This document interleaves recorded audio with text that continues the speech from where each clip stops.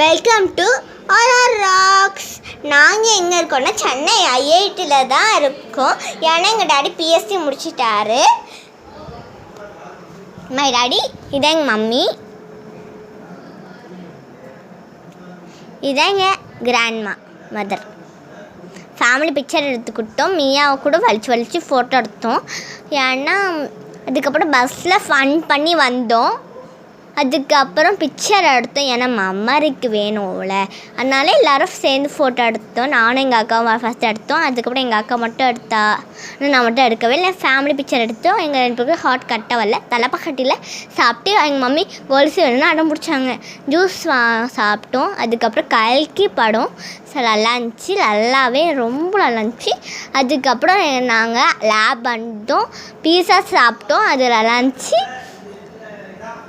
என்ன பீஸானா chicken pizza தான். Actually 3 பீஸா வாங்கிட்டு நான் ஒரு வெஜ் பீஸா வாங்கிக்கிட்டேன். தேங்க்யூ.